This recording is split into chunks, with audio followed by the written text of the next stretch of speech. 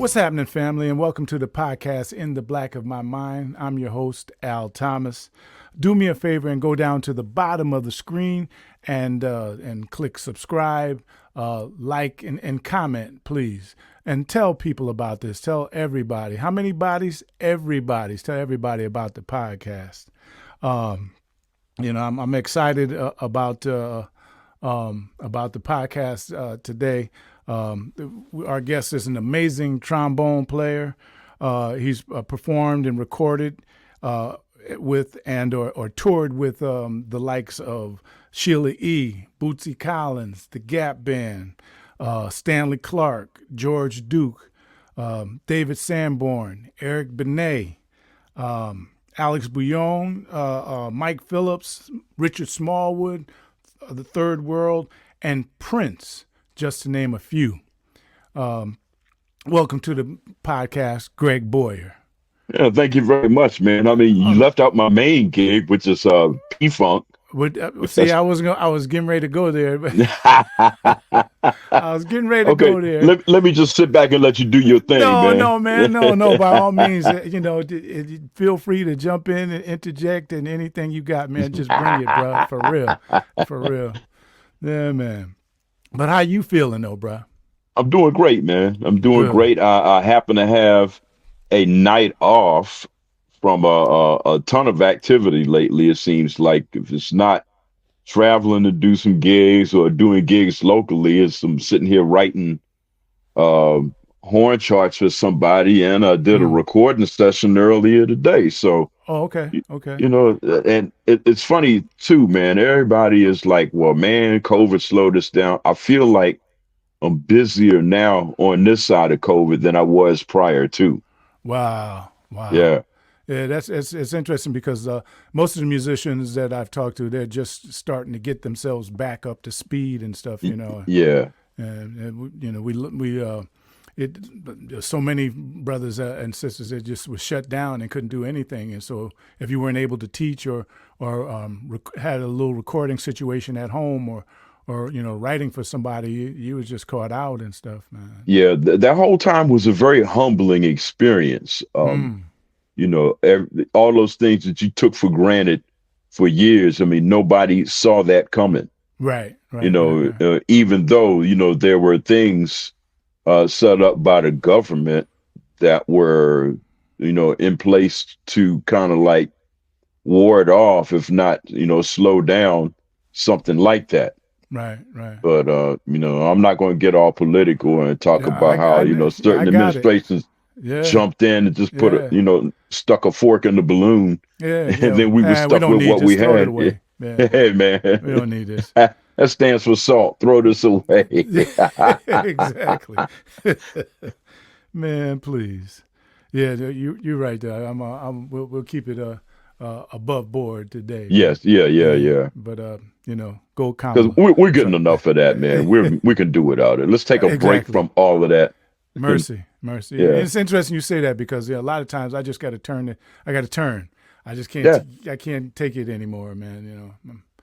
But it is what it is, though. Interesting times. It's true. Yeah. Yeah. Where were you born? I was born in Bryan's Road, Maryland. Born and raised there. Born and raised there, yes. And everybody's like, huh? Yeah, That's the street.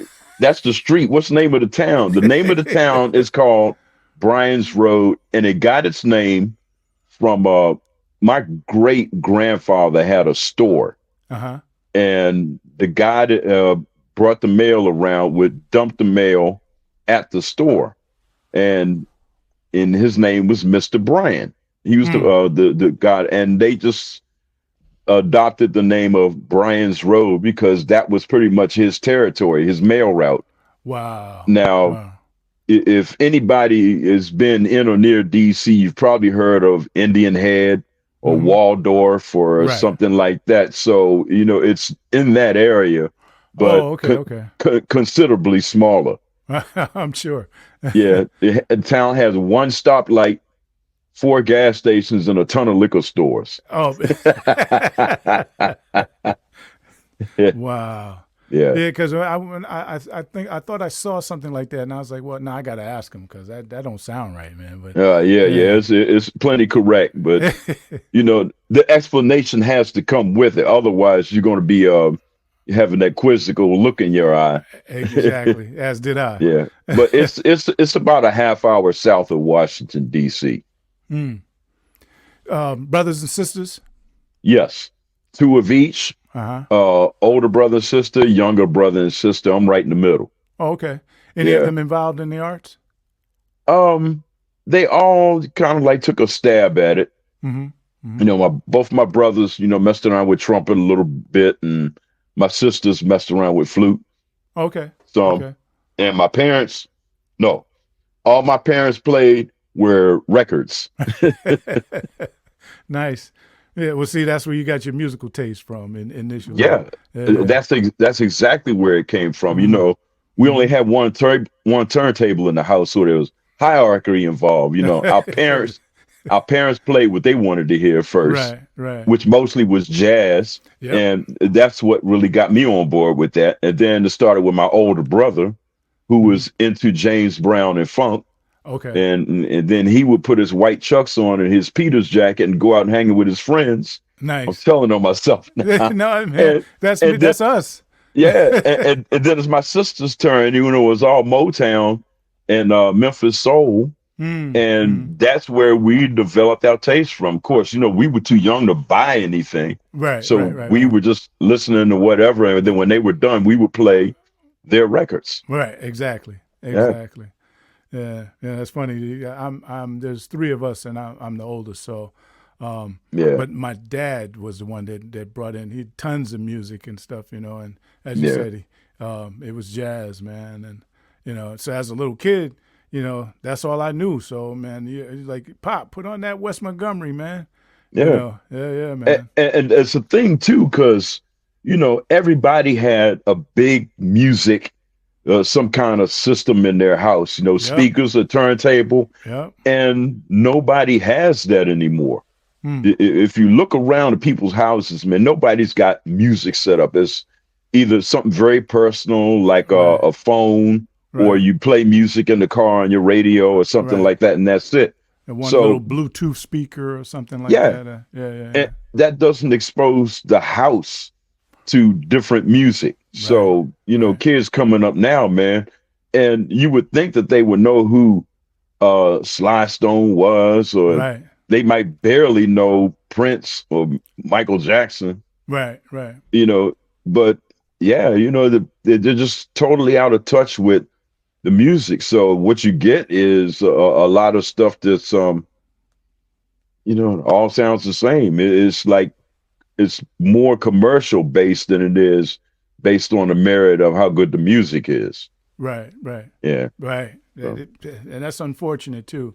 yeah. Now it's a popularity contest, Yeah, and that's definitely what it is. So it's my job as a grandfather to expose those kids to some different music the same way my parents exposed me. exactly, And exactly. hopefully their parents, my daughters and sons will expose them to something too. Right, right, Yeah. right, right. Yeah, no, it's just unfortunate, man, because now it's like it's like a beat, but there's no Yeah. bridge, there's no chorus, there's no textures, there's I mean, no they're quick to say, look, they're not saying I got tracks anymore. I got some songs. They're saying they have beats. beats. The Yeah, song has been reduced to a squirrely little synthesizer line and a drum machine. yeah. People Unfortunately. going on tour with Oh 10 yeah. dancers and a laptop. Then I'll never forget. I took my Yeah. daughter to the Scream tour years ago, Okay.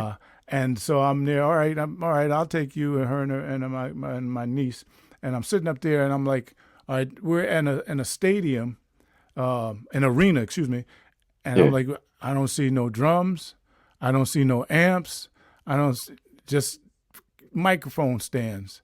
And Yeah. that was it. And I was like, "Oh, you got to be kidding me! As much money as these tickets cost, somebody better get up there and play something, a Oh, guitar or somebody, a keyboard, we're not something." even going to talk about ticket costs now. Oh, I know, I know.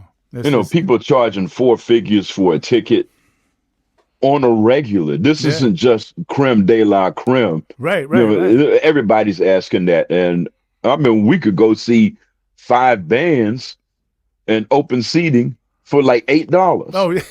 And Exactly. they all had hits, Yes, you know. yes. Great musicians.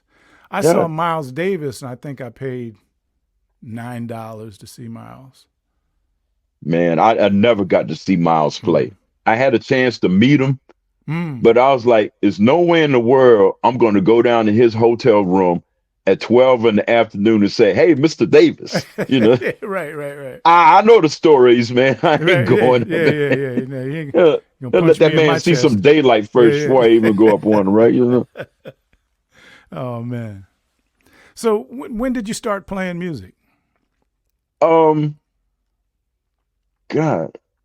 Well, really playing, I started at about 9 years old. Okay.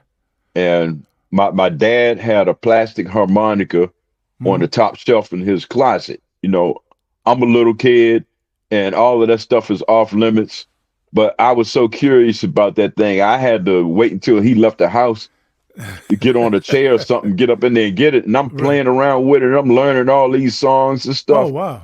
Yeah, I'm like, ah, da, da, da, da, da, da, da, Uh-huh. harping it, man. Right, right, And right. and wasn't paying attention. He came home and caught me with that in my hand. Oh no.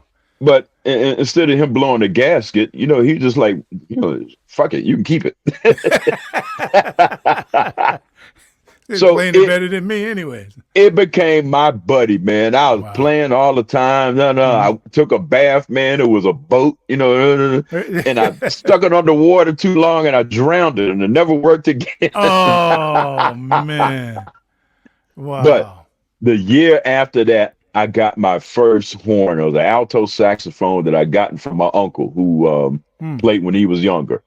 Okay. And that's what opened the gate to really playing. Okay. Alto sax. Yeah. I read somewhere that saying that by the time you left high school, you could play every instrument in the band. Oh yeah. I Hmm. was I was instrument curious. I was like, I see people play these things and I say, what do you have to do to make things work? Hmm. And with strings, you make them shorter, the notes go up. Hmm. With the woodwinds, you open up more holes, the notes go up. Right. With brass instruments, you just tighten up on your lips and you're playing higher. And then, Hmm. something like a xylophone or whatever, the piano, all that stuff is self-explanatory. Right. It's out in front of you. Yeah. Yeah. Yeah. So, and drums, if you hold your sticks right and you hit the right rhythm and know what it looks like on paper, Hmm. I didn't think it was a big deal because I just Hmm. thought, oh, anybody could figure this out. And I might have been wrong. Yeah. I think you were. Yeah. I took all of that for granted, even perfect pitch. I thought, well, anybody can do this Hmm. because it didn't seem like anything outstanding to me. Hmm. Hmm. So, you're asking around and everybody's like, oh man, nobody has that. And I was like, oh, okay. Well, Right. no, Right. c'est Right. la vie. Yeah. No. I got a built-in cheat code. Let me see what I can make out of this. Oh man. And what I was reading, it went on to say that your primary focus when you got through high school was classical tuba. Yes. Wow. Yes. Now, before classical tuba, I had my eyes set on playing baseball professionally.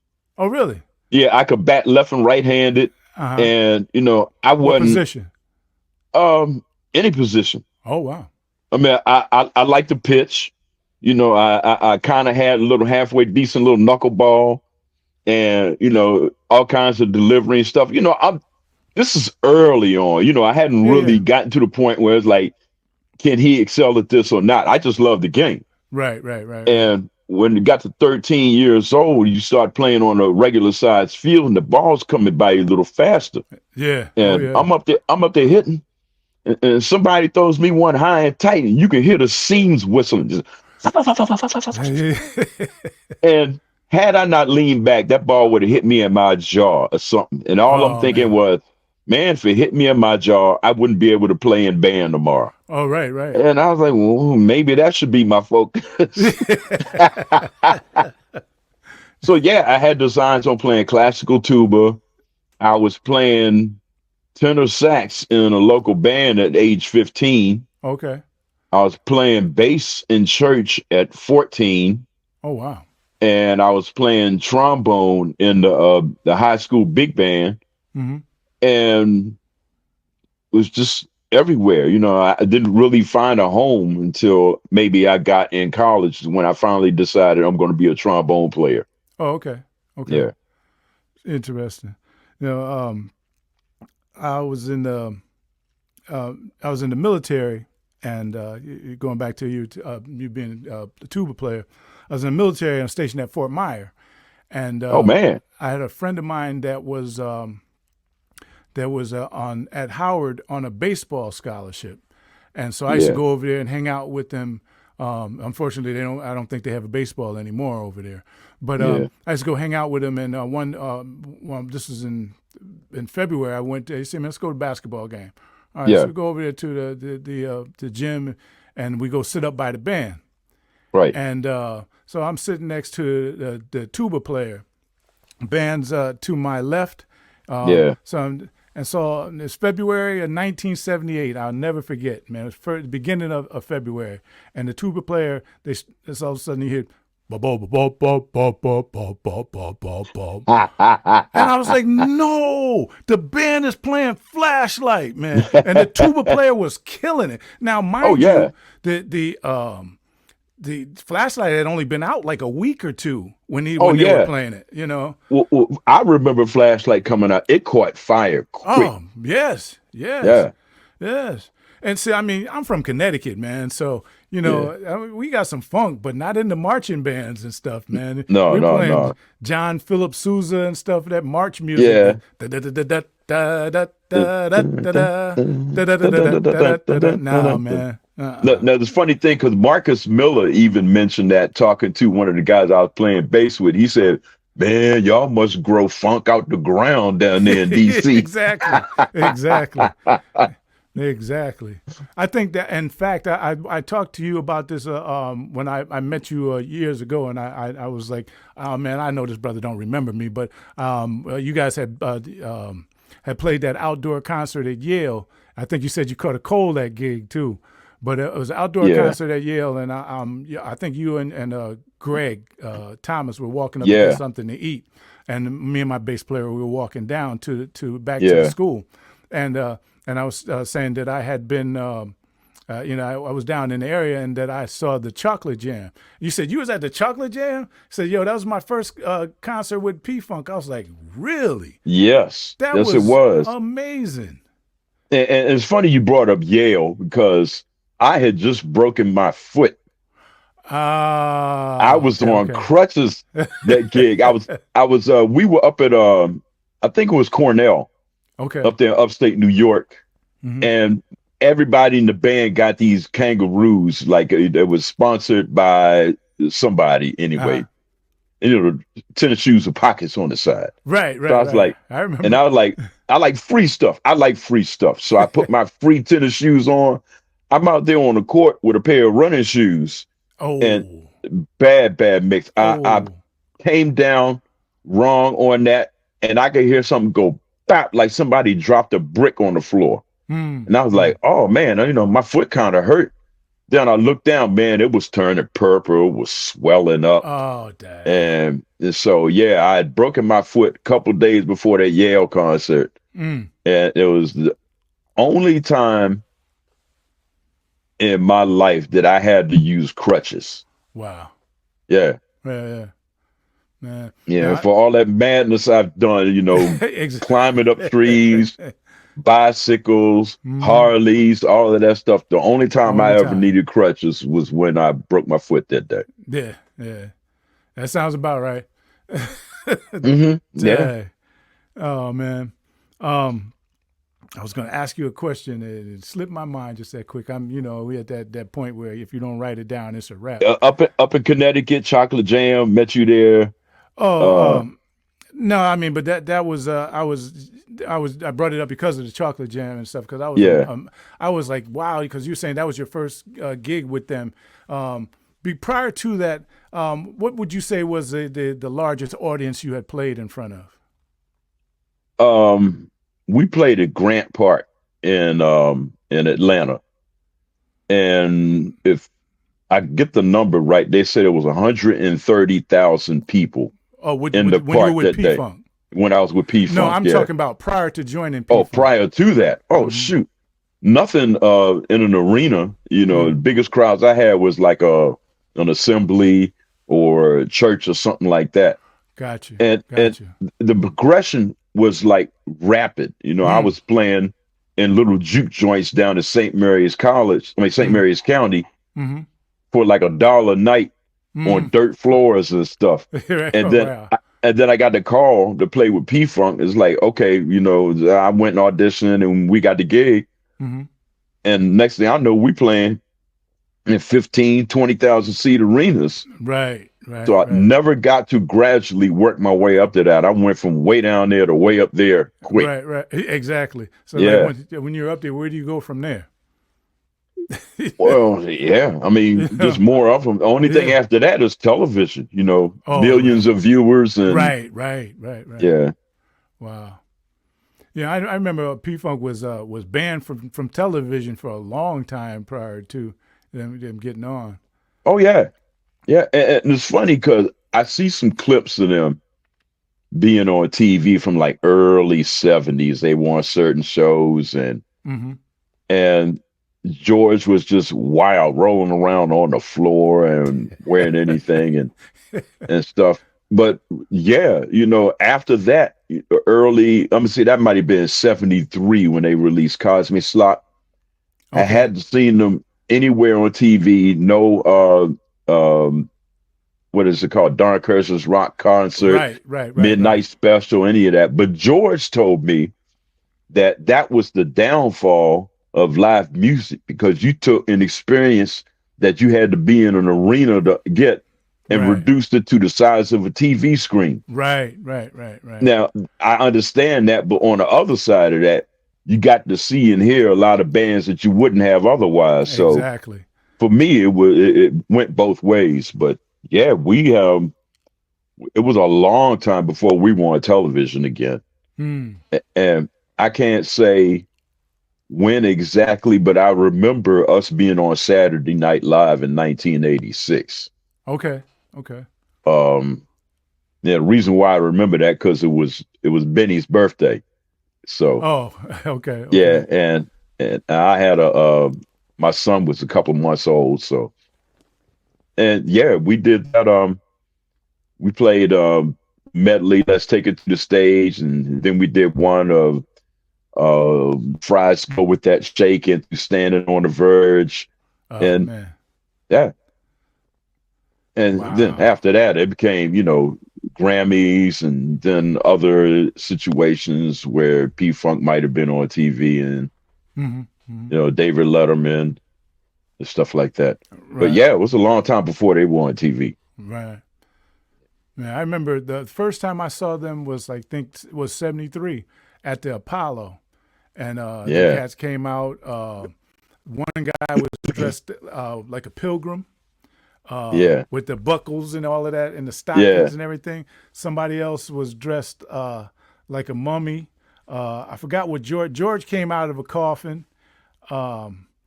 Everybody, it was really eclectic. Somebody walked out, they had a suit of armor on and stuff, man. I don't know where the heck you get a suit of armor, man. But yeah, that was my first time seeing them, and then I'm some people are like deadheads, and they everywhere when the Dead is out, they go see him, Grateful Dead. Right. I'm definitely a funk head, man. So every time I could see P Funk, I would go. I've probably been to I don't know maybe about 65, 70 concerts at this juncture. Wow. Yeah. It's funny that you mentioned Deadheads because Jerry Garcia died early 90s. And it was like all of those kids had nowhere to go. And they gravitated toward P-Funk. I was like, okay. But then when I look, the red and blue logo skull with a lightning bolt Right, right. and the tie-dye colors, the extended jams, I was just getting ready to say, the yeah. big personality with the rainbow hair front. I was like, it was almost predestined. Mm, mm. So we would get a lot of those deadheads. You know, they would get their mama and daddy's credit card and just follow the band around for a month. Wow, wow. Yeah, Yeah. yeah, yeah, yeah, yeah. Wow. So being down there in the DMV, I'm sure you must have played a lot of go-go. Yeah. I played a lot. I played with Chuck Brown Did you? from 1989 all the way up to the present. You know, even after his passing, the Okay. band is still going. His son Wiley is fronting the band now. Oh, okay. Yeah, so yeah, they're still doing it, still going strong. He plays Matter of guitar? no, he doesn't play guitar, but he does sing. He Okay. looks and sounds just like his father. Wow. And I remember right after Chuck passed, and Wiley got up there and was doing the song Chuck Baby. He Mhm. sounded so much like his father. The whole front row started crying. Oh man, I'm sure. I'm sure. Yeah. Man. I was Yeah, I like, was yeah, he gets it honest. no, I know that's right. I Yeah. was down there from 77 to 79. And so I got a chance to see Chuck in a at a hotel ballroom and stuff. Uh, Yeah. I had Did seen you get him to see Trouble?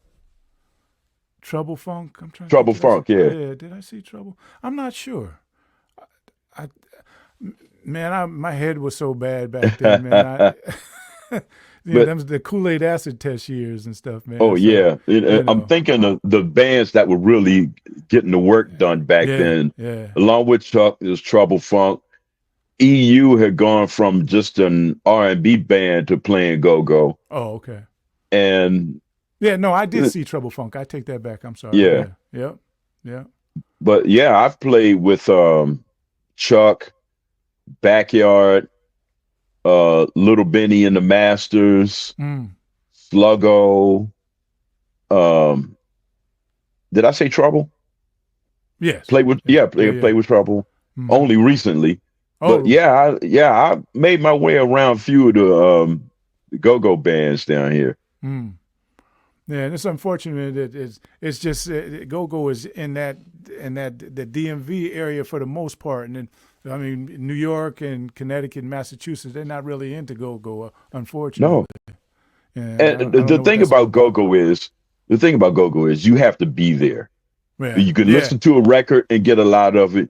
You yeah, can watch a video and get a lot of it, but there's nothing like being in the building yeah, when they start cranking and that tribal, you yeah, know, yeah, funky groove kicks up, and then you start getting the rapport with the audience. yep, You know, they shouting out birthdays, neighborhoods, maybe even flashing a few signs and everything. mm, And yeah, you can't get that. So in order for anybody else from outside the country to get it, you have to come here, because it's not going to be the same if you say, I'm going to do a go-go gig in Chicago.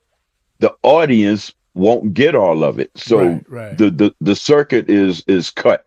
mm, It is super dependent on audience participation. right, right. Oh, definitely. Yeah. How did you get started professionally?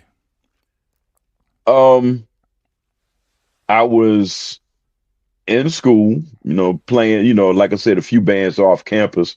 Mm-hmm. And I mean, to me, if you get paid to play, that's a That's professional. professional. That's But right. that really wasn't, I barely made like go to the store and get some Pop-Tart money playing off campus. Okay. But yeah, but before that, I was like 15 years old, and it was just one of those things where I can do this. All I need to do is find somebody that's willing to hire me. So I spoke to Mm, one person, that person, and they said, "Hey, man, you can play sax with us." I was like, "Cool." mm. And I was jumped on the scene, man. And I was Little Grover Washington right off the bat, because Nice. I could play that solo from Mr. Magic. Yeah, If yeah, not note okay. for note, I made it sound a lot like the original. So, Yeah, yeah. and the club owners, they were cool. They said, "Look, we'll let you play, but don't try to step to the bar. We ain't Okay. giving you thing. Yeah. And, I was, riding with people. I was too young to drive. So trumpet player, he was driving. He'd pick me up. And then when I got old enough, I borrowed my parents' car and drive around and stuff. Mm-hmm. But I was in college in my third semester, Mm-hmm. and Benny Cowan and I, and anybody that doesn't know, Benny Cowan and I went to St. Mary's College, Southern Maryland together back in 76 and 77. Mm. And, same band that I was playing with, 2 years before I even went to school down there. I was leaving high school, half a day drive down there to rehearse and play with the band. Mm. But we got the wild idea to go hang with this guy from Baltimore all day. Mm-hmm. We left school like 6 a.m, and we driving up to New York, met Eddie Kendricks. Oh, wow. We stopped at, I think it's Sigma Sound, Mm-hmm. or whatever it is, the big studio in Philly, where the TSOP was in there doing a recession. So we got to listen to them, and all these guys, the symphony cats, gray hair with the shirts tucked in. Oh, yeah. And we were hanging with Fat Larry. So we were going around saying that we were arrangers. I had my little leather briefcase and a few pencils and some staff paper in there. So if they looked in there, they would say, okay, he must be serious. He's carrying his tools with him. Right. But man, I was green as a pickle. They knew better. So, we get back to school the next day. We had missed rehearsal to go do all of this. Uh-huh. So we had a Christmas concert coming up down there at St. Mary's, and Benny was playing first trumpet. Mm. And he got demoted to fifth trumpet because he missed rehearsal. Oh, And man. I was playing bass trombone, so I couldn't go any lower. So they just said, well, no solos for you. Okay. And we were smelling ourselves. He's like, what do we need school for? We've been hanging out, hobnobbing all day. What if we put energy into that? So we both dropped out of school at the end of 1977, December 1977. Mm. Meet this person, knows that person, somebody knows somebody in P-Funk. And that would be Greg Thomas, saxophone player. Okay. And, he had played in the band with Skeet when he was in high school. Oh, wow.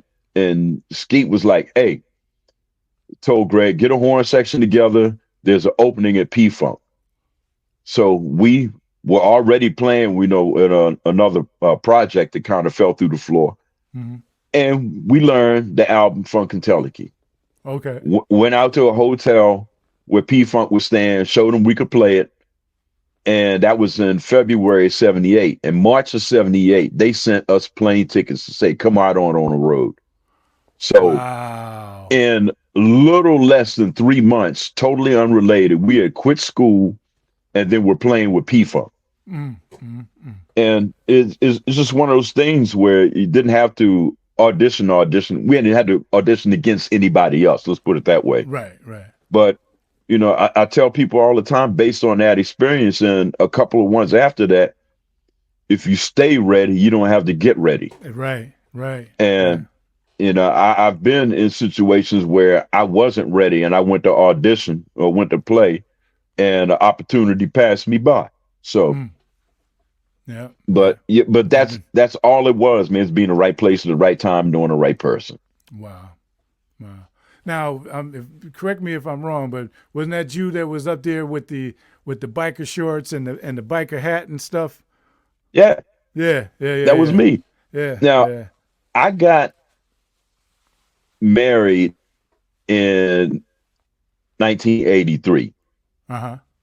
And prior to that, I was like, an avid cycling fan. I had the whole, Jimmy get down to one piece and the shorts and all of that. Right. And I said, I'll make this part of my stage persona. Right. So when we weren't on tour with P-Funk, I was working as a bicycle messenger in DC. No, really. Okay. Other than playing music, that might have been the best job I ever had. Really? I was in the shape of my life. Oh, okay. The money was good because this is before email and FedEx and all of that stuff. It was good money. if I left to do anything and I came back, I didn't have to work myself up through the ranks. And we were essentially the rock stars of downtown. Mm, mm. And I even got featured on the news once. Really? Yeah. Wow. Somebody came up with a microphone and, asked me questions. What do you think of this? And I was saying, and yeah, Nice. but Yeah. that was my passion. I really picked up cycling at that point. Now, on the subject of the gear, do you remember seeing anybody wearing cycling gear prior to that? No. So there you No. go. I, I might have been at the forefront of an '80s trend. oh, definitely. Bike Definitely. shorts and the whole gear and everything. And But all these years later, I remembered it. You know what I mean? yeah, So yeah, definitely. I said, yeah, I think that had to have been him. Yeah, definitely. yeah. And soon after that, everybody in the band was wearing it, and then you see other bands wearing theirs, and Right, then right, it slipped over into the rock and roll world. Everybody was doing this spandex over there and everything. right. But yeah, I'm Grandpa Lycra. Nice.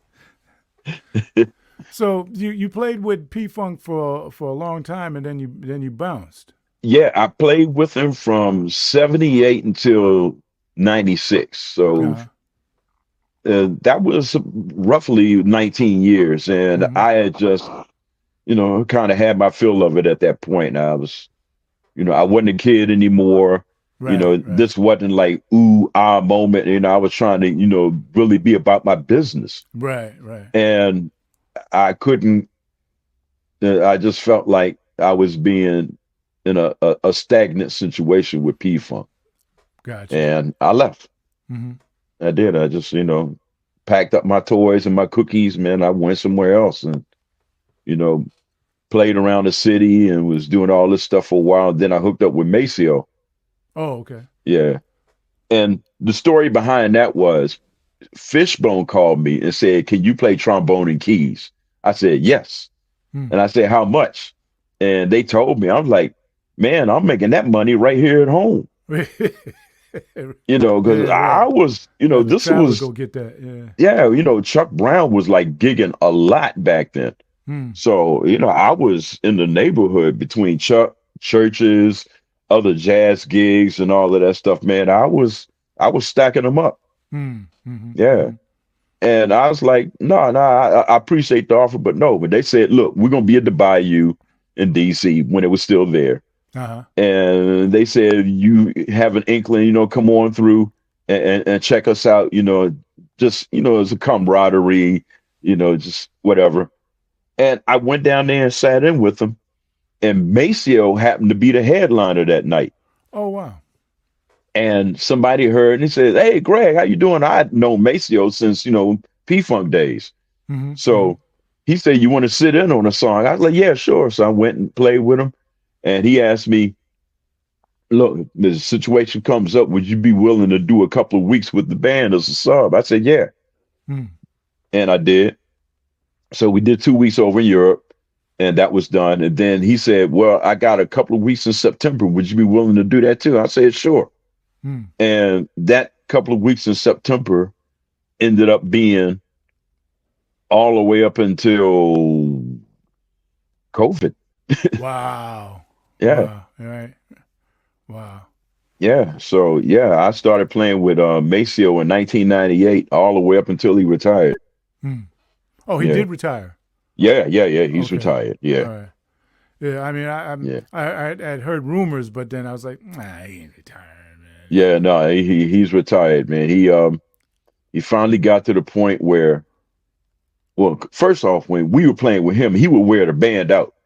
Hmm. We'd be ready to quit. And he's like, "Let's go play some more. Let's play some more." People ain't going nowhere. And we Right. were like, Right. Right. "Oh man, come on, come on."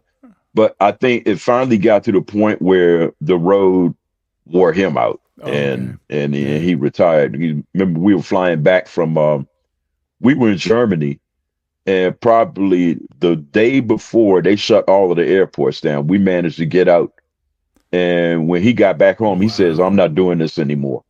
Wow. Yeah, just like Okay. that. Okay. Yeah. Mm, mm, mm. Yeah, I had Brent Burkhead on the podcast a Oh man, couple of yeah, weeks ago, and yeah, Brent, that's my dude, is man. that right? Yeah. Oh, okay, okay. Um, he was saying that he was in Europe and got stuck over there. Well, didn't I mean he was just able to get out, Hmm. and then they shut everything down afterwards and stuff. So Yeah, we it's were in the south of France. We had to go all the way to Frankfurt, Germany to get a flight out. wow. So that would be the equivalent of maybe, let me see where we are now, like maybe driving to from DC to Chicago. No, DC to Detroit Wow. to get out. To get It out. was it was Right, it right. was a nice little drive, but Yeah, it's yeah, the only way we could get home. yeah. Wow. Yeah. Wow.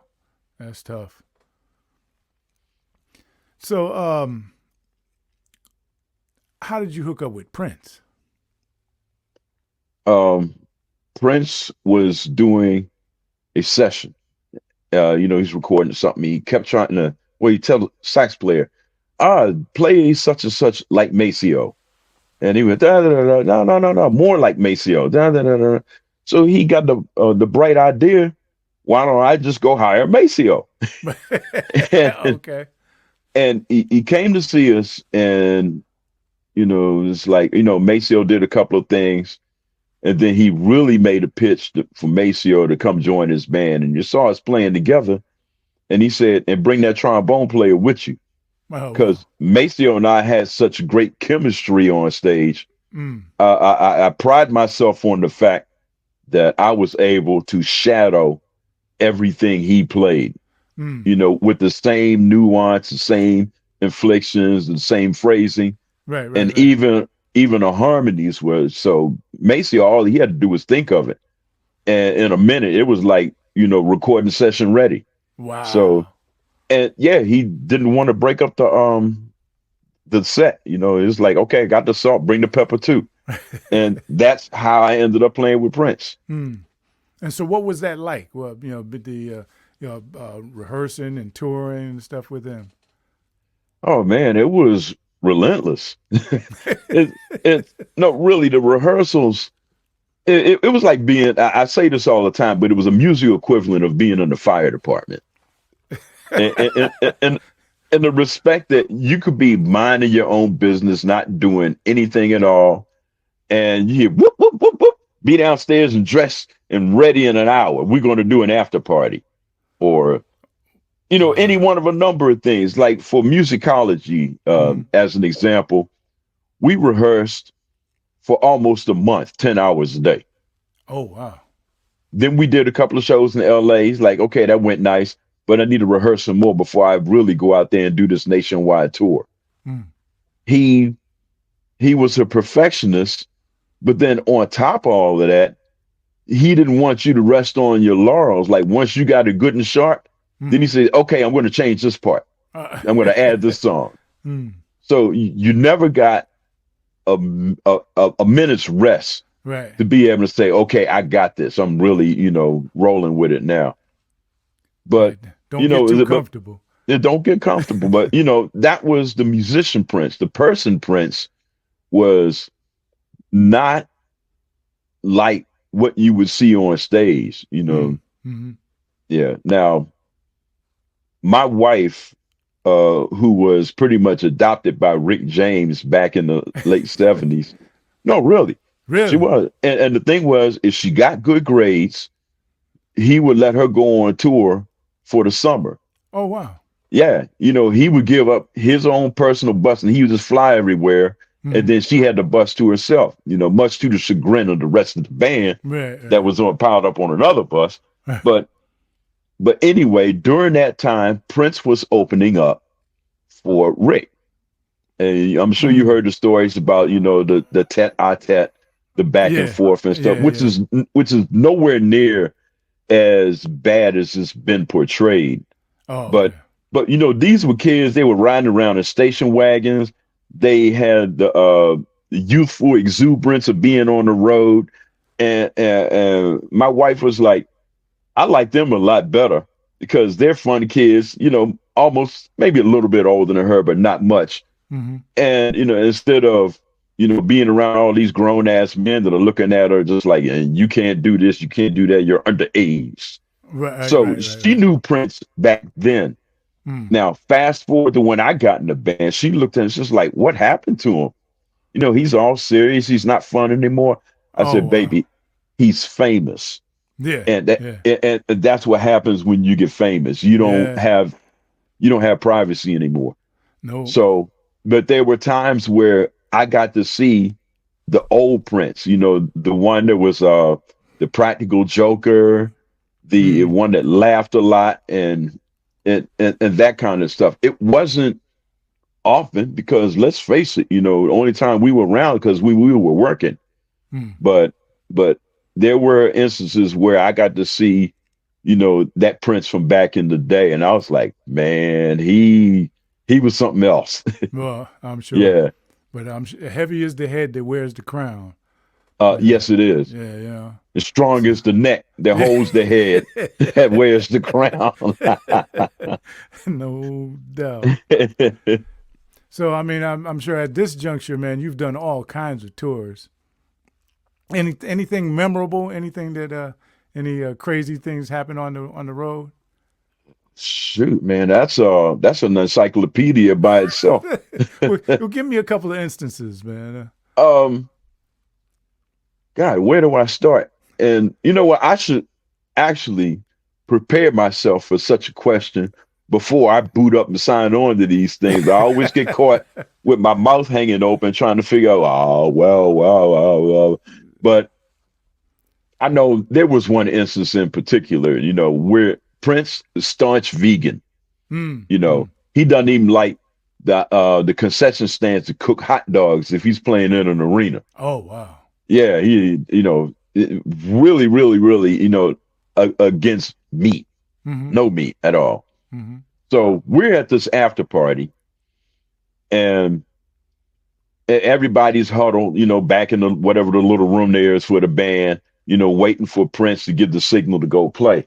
Mm-hmm. Now, I'm somewhere, I don't know, probably just making sure some people got in. I had maybe some guests or something, or just out there chopping it up, taking pictures or whatever. But I'm taking my sweet ass time getting back to this room.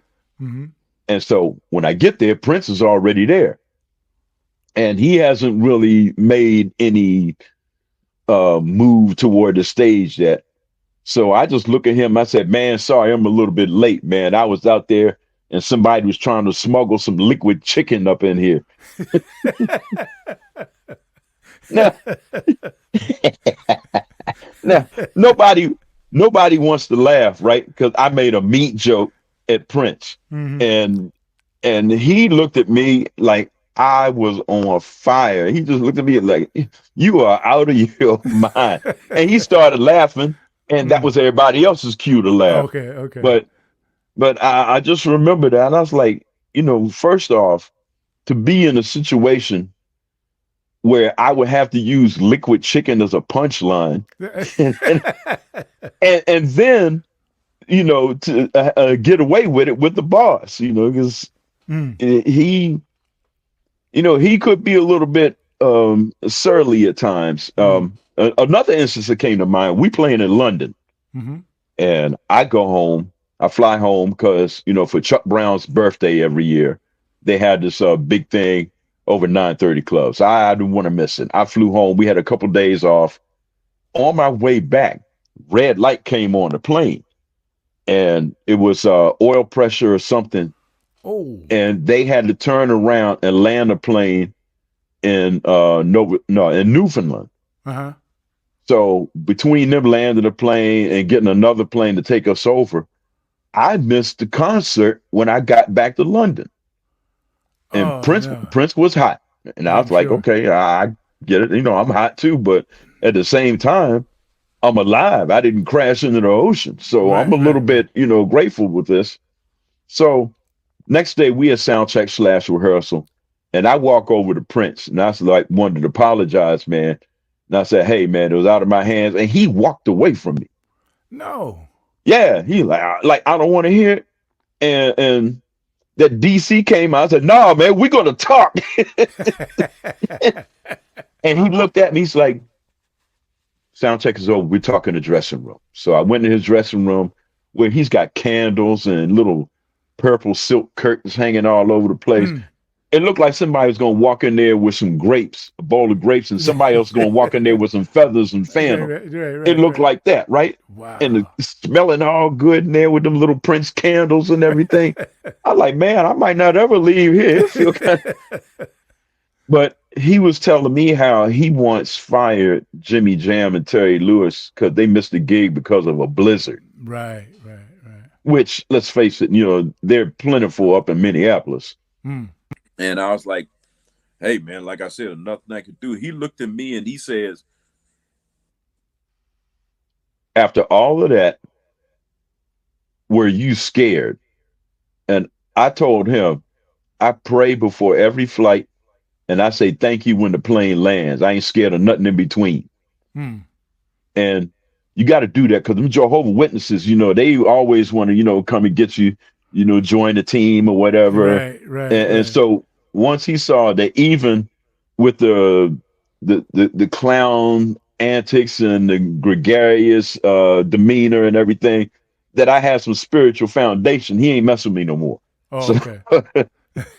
but yeah, I Wow. remember that, man. I was like, I said, no, I wasn't chicken. Right. I like, I'm not dead until I can't feel anything anymore. Long as I'm alive, that's what I am, alive. So, alive. yeah. Wow. What did I like to say all the time? I tell my wife, like, well, no. I said, well, it is until it ain't. Mm. Or exactly. It ain't until it is. So don't, all this what if and maybe and all of that stuff, I ain't doing up a needless worry, Oh, truly. Yeah. I know I was telling somebody the other day, I said, when's the last time that you stressed about something and it helped you? And they stopped and thought about it for a minute and said, yeah, never. no. So that's an exercise in futility. Why are you doing it? And I get it too. Stress is one of those things that you can't help. Mm. You have to really go inside yourself. Oh, definitely. And control it. But when stress hits you, the first thing you want to do is throw your hands in the air and scream and run down the street. But it was like, wait a minute, let me get a grip on this. Oh, yeah, definitely. Yeah. Definitely. I mean, if you're going to pray about something, you can't stress about it because the stress, that stressing cancels out the prayer. So if you're going to pray, if you're going to stress, don't pray. And if you're going to pray, don't stress. It's just that simple. Makes plenty of sense. So I mean, that's so kind of my anybody listening, write that down. Oh, I know what I meant to ask you. What kind of trombone do you play? Right now I play a DeCarbo trombone. It's made of carbon fiber. Oh wow. Made in Switzerland. Mm-hmm. And I had 4 other trombones before I got this one. Mm-hmm. And I'm not one of the people that just collects the horns. If I'm going to have a bunch of horns, I'm playing them. Right. And once I got this one, I wasn't playing the other ones anymore. So I was like, this is a pretty good little nest egg in there if I unload all of these horns. right.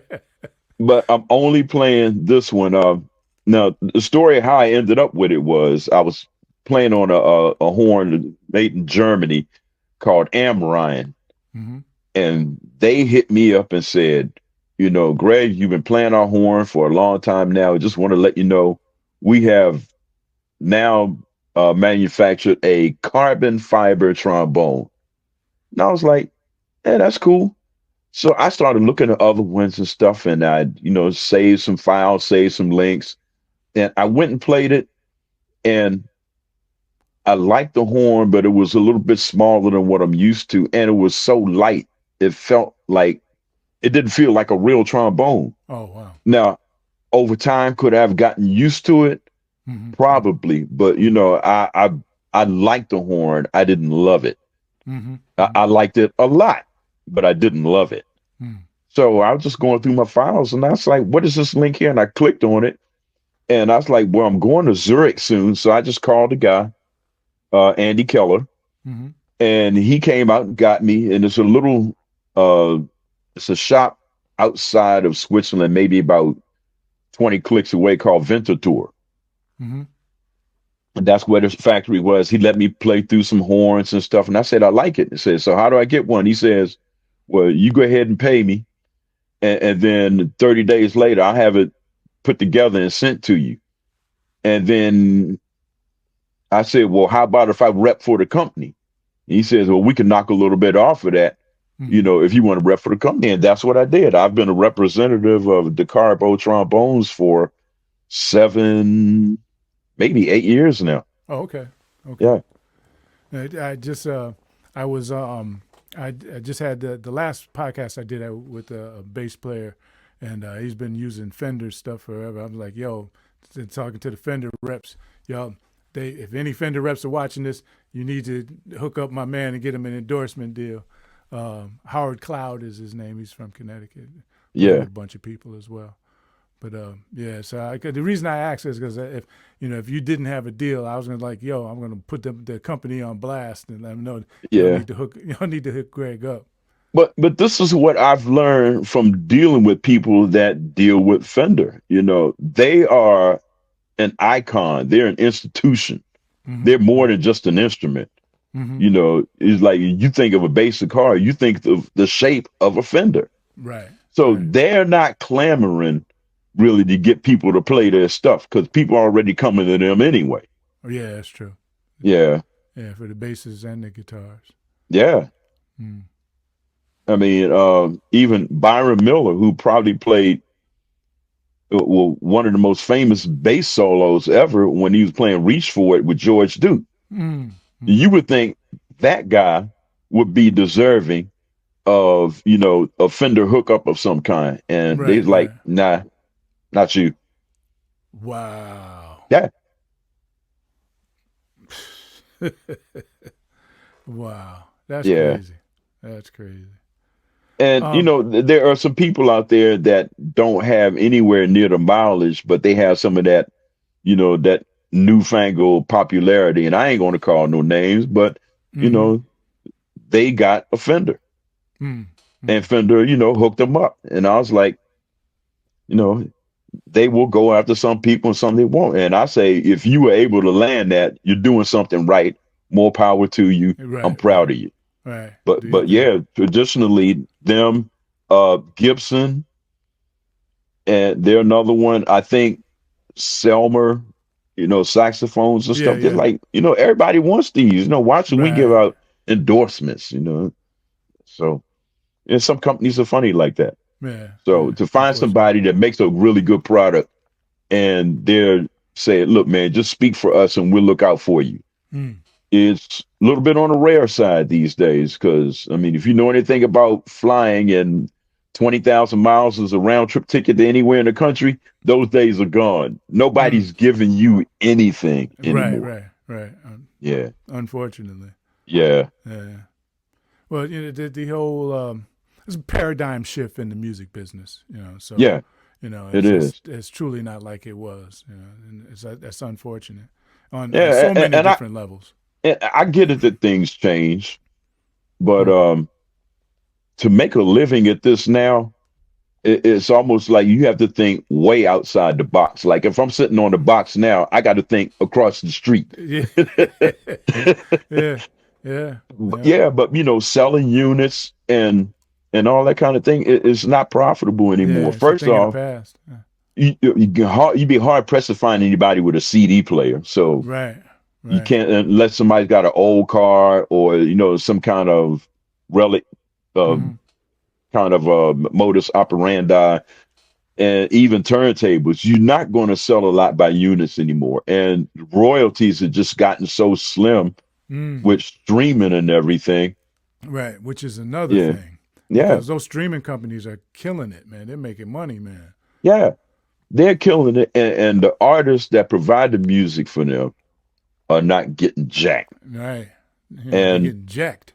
And we were discussing earlier how people going on tour and they're not taking a band with them. You getting DJs being paid millions of dollars to spend somebody else's music. Right. So, there's maybe at least once or twice a week, I say to myself, I might be in the wrong line of work. But man, you've been doing it, man. You've been for all these years, man. You hung in there, exactly. I mean, I can keep some bills paid, and I love what I'm doing. And they say if you love what you're doing, you never work a day in your life. That's right. But I don't know, man. Dragging my 66-year-old ass up and down these airports and stuff, man. Even if I enjoy it, it still feels like work. Right. Well, what they say, they pay you for the travel, not for the music. They pay you for the travel. Yeah. Yeah.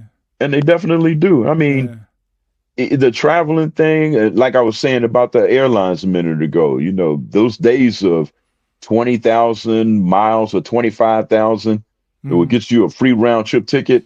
Right, that might get you an upgrade. Right. Now, right. Now, what I tell you, what I don't miss is the smoking section on the plane. Oh, that's right. It's funny. They had this thing. They call it a section with no partition, with nothing to keep this air from that air. It's just like, if you're sitting in row 21, you can burn a cigarette if you want. Right. And that's the smoking section, but everybody in the plane can smell it. Exactly. Everybody else getting secondhand smoke, but yeah. I remember they used to have the little ashtrays and the armrests and stuff. Yeah, I remember that. Yeah. Dude. Wow. Yeah, go to some of these classic car shows, and they still have the ashtrays in there and stuff. Now, you got to have an ashtray now. I mean, you do, but they're not as plentiful as they are in the older cars. Because let's face it, there's a lot of people smoking, and a lot of people smoking and driving. Right. And if you don't want them flicking their cigarettes out the window and the hail and Smokey the Bear because half of the woods then burned down, or any of that other stuff, man, you got to put an ashtray in the car. I think all of the ashtrays in my cars, they got like felt or some kind of lining in them and stuff. So they ain't made for something that would burn. Yeah. It's like made to put coins in it or something. Yeah.